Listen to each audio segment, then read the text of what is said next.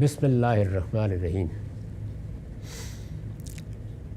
ہم صحیح مسلم کی روایت رقم 2901 کا مطالعہ کر رہے ہیں۔ اس میں قیامت کی نشانیاں زیر بحث ہیں۔ ان نشانیوں میں نزول مسیح کی نشانی پر کچھ چیزیں میں نے آپ کی خدمت میں عرض کر دی۔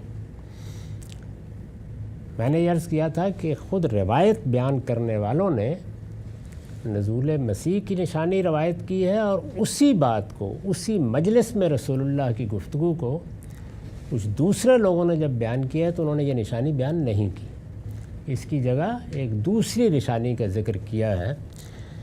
ان میں اب کس بنیاد پہ ترجیح دی جائے؟ تو اس میں نے دو باتیں عرض کی تھیں۔ ایک یہ عرض کی تھی کہ خود نزول مسیح کی روایتوں میں اس کا وقت بیان کھو گیا ہے، یعنی بتا دیا گیا ہے کہ یہ کب ہوگا، اور بہت صراحت کے ساتھ بتا دیا گیا ہے کہ یہ فتح قسطنطنیہ کے فوراً بعد ہوگا۔ تو وہ 1453 میں ہو گئی۔ اب اس پر صدیاں گزر گئی ہیں، کچھ نہیں ہوا۔ کسی پیشین گوئی کے بارے میں اگر یہ صورت پیدا ہو جائے تو پلٹ کے دیکھنا چاہیے کہ کیا اس کی نسبت اللہ کے پیغمبر کی طرف درست تھی، کیا اس میں جو بات کہی گئی تھی اس کو سمجھنے میں کوئی غلطی تو نہیں ہو رہی، پھر دیکھنا چاہیے، اس لیے کہ وہ پوری نہیں ہوئی۔ اور یہ کیسے ہو سکتا ہے کہ اللہ کا پیغمبر ایک پیشین گوئی کرے، اس کا وقت مقرر کرے اور وہ پوری نہ ہو؟ یہ تو کسی طرح نہیں ہو سکتا۔ ہم یہ دیکھتے ہیں کہ جب رسول اللہ صلی اللہ علیہ وسلم سے جبریل امین نے گفتگو کی اور یہ پوچھا ہے کہ قیامت کے قرب کی نشانیاں بتائیے، جو دو نشانیاں بتائی ہیں وہ تو اس وقت پوری کائنات دیکھ رہی ہے، ارب بھرب پوری ہو گئی، تو اس لیے یہ تو ہو نہیں سکتا۔ وہ وقت آ گیا، وہ گزر گیا، اس پر صدیاں گزر گئیں، لیکن نزول مسیح نہیں ہوا۔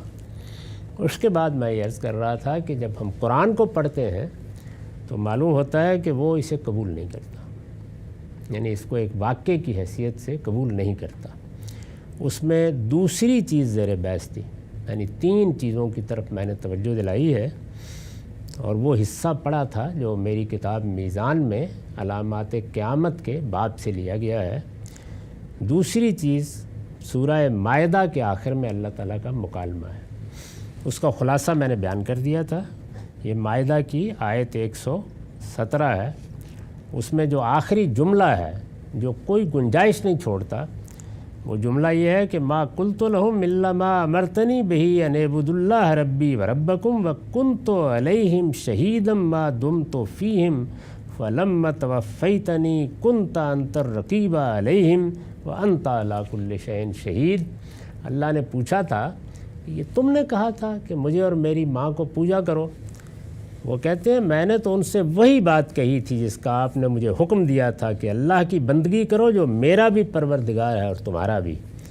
میں ان پر نگران رہا جب تک میں ان کے درمیان تھا، پھر جب آپ نے مجھے وفات دی تو اس کے بعد آپ ہی ان کے نگران رہے اور آپ ہر چیز پر گواہ ہیں۔ یعنی انہوں نے پوری طرح اپنی برات ظاہر کر دی، میرا کوئی تعلق نہیں اس سے، میں نہیں جانتا یہ بعد میں کیا کرتے رہے ہیں، جب تک میں تھا میں نے ان کو یہی بات بتائی تھی۔ اس پر میں نے یہ عرض کیا تھا کہ اس میں دیکھ لیجئے مسیح علیہ السلام اگر ایک مرتبہ پھر دنیا میں آ چکے ہیں تو یہ آخری جملہ کسی طرح موضوع نہیں، یعنی وہ اگر آ چکے ہیں اور وہ یہ کہہ رہے ہیں تو یہ آخری جملہ وہ کیسے بول سکتے ہیں؟ ان کو تو پھر کہنا چاہیے کہ میں تو ابھی قیامت سے چند روز یا چند مہینے یا کچھ عرصہ پہلے ان کے کان گرم کر کے آیا ہوں، میں نے تو اپنا فرض ادا کر دیا۔ اس کے بعد تو انہیں کہنا چاہیے کہ میں ان کی گمراہی کو اچھی طرح جانتا ہوں۔ وہ صرف یہی نہیں کہہ رہے، ہو کہتے میں جانتا ہی نہیں یہ کیا کرتے رہے، مجھے نہیں معلوم، مجھے پتہ ہی نہیں ہے، میرے زمانے میں کوئی ایسی بات نہیں تھی، میں جب تک نگران رہا اس وقت تک تو یہی بات کہی جا رہی تھی کہ اللہ ہی رب ہے، یہی میں نے ان کو بتایا تھا۔ اس کے بعد مجھے نہیں پتہ کیا کرتے رہے ہیں۔ آپ البتہ ہر چیز کو دیکھتے ہیں، جانتے ہیں، تو آپ ہر چیز کے گواہ بھی ہیں، آپ جانتے ہیں کہ کیوں اس راستے پر چلے گئے۔ تو وہ یہ کہہ دیں گے کہ میں ان کی گمراہی کو اچھی طرح جانتا ہوں، ابھی کچھ دیر پہلے انہیں اس پر متنبع کر کے آیا ہوں، یہ کہنا چاہیے انہیں، نہیں کہا۔ تو یہ دوسری بات تھی۔ ثالثاً، تیسری، اس لیے کہ سورہ آل عمران کی ایک آیت میں، یہ مائدہ تھی، سورہ آل عمران کی ایک آیت میں قرآن نے مسیح علیہ السلام کے بارے میں قیامت تک کا لائے عمل بیان فرمایا ہے۔ یعنی یہ ایک آیت ہے جس میں سورہ آل عمران میں جب ان کا پورا قصہ زیر بحث آ گیا، ان کی پیدائش، کیا ہوا معاملہ، پھر اس کے بعد انہوں نے اپنی قوم کو دعوت دی، قوم کا رد عمل زیر بحث آ گیا، گویا ان کی پوری سرگزشت دعوت سورہ آل عمران میں زیر بحث ہے۔ اس کے آخر میں اللہ تعالیٰ نے اپنا فیصلہ سنایا ہے اور اس میں قیامت کا ذکر کر کے سنایا ہے، یعنی قیامت تک میں تمہارے ساتھ کیا کرنے والا ہوں، ایک ایک چیز کو بیان کیا ہے۔ یہ موقع تھا، سورہ آل عمران کی ایک آیت میں قرآن نے مسیح علیہ السلام کے بارے میں قیامت تک کا لائے عمل بیان فرمایا ہے۔ یہ موقع تھا کہ قیامت تک کے الفاظ کی صراحت کے ساتھ، یعنی جب یہ الفاظ بھی آ گئے قیامت تک یہ کروں گا، تو قیامت تک کے الفاظ کی صراحت کے ساتھ جب اللہ تعالیٰ وہ چیزیں بیان کر رہے ہیں جو ان کے اور ان کے پیرووں کے ساتھ ہونے والی ہیں، تو یہ موقع تھا نا، یہ بھی بیان کر دیتے کہ قیامت سے پہلے میں ایک مرتبہ پھر تجھے دنیا میں بھیجنے والا ہوں۔ جب یہ ساری بات قیامت تک، ایک تو یہ ہے کہ اس وقت کی کوئی بات ہے، اس میں آیت میں الفاظ آ گئے ہیں یہ، مگر اللہ نے ایسا نہیں کیا۔ سیدنا مسیح کو آنا ہے تو یہ خاموش کیوں ہے؟ یعنی کیا وجہ ہے کہ یہ ساری بات بیان ہو گئی لیکن یہی ایک بات بیان نہیں کی؟ اس کی کوئی وجہ سمجھ میں نہیں آتی۔ وہ آیت کیا ہے؟ وہ یہ ہے، یہ سورہ آل عمران کی آیت 55 ہے، انی متوفی کا ورافع کا الیہ و مطہر کا من الذین کفروا و جائل الذین اتبعوک فوق الذین کفروا الی یوم القیامہ ثم الی مرجعکم فاحکم بینکم فیما کنتم فیہ تختلفون۔ اس کا آخری حصہ بھی بہت غور کا تقاضا کرتا ہے۔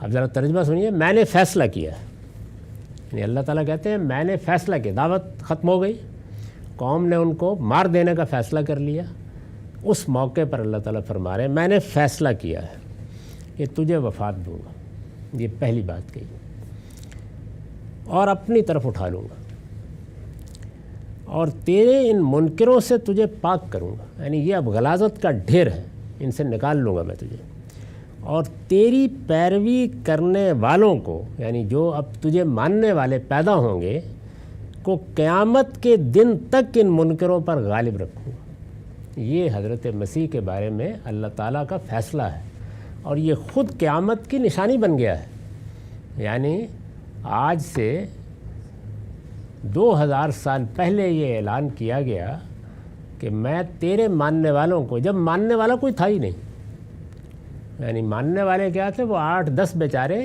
جو وہاں پہاڑ کی کھو میں بیٹھے ہوئے کوشش کر رہے تھے کہ اپنے پیغمبر کو بچائیں کیسے، اور جب ایک ان میں سے مخبری کر رہا تھا چند روپے لے کے، یہ اس وقت فرمایا ہے کہ ہم نے یہ کہہ دیا تھا کہ اب یہ یہود ہیں جنہوں نے تیرا انکار کر دیا ہے، یہ آخری حجت تھی ان پر، اس کے بعد اب قیامت تک تیرا نام لیوا بھی جو کوئی پیدا ہوں گے ان کو ان کے اوپر غلبہ حاصل رہے گا اور قیامت کے دن تک یہ صورتحال تبدیل نہیں ہوگی۔ تو دیکھیے کتنی بڑی نشانی بن گئی۔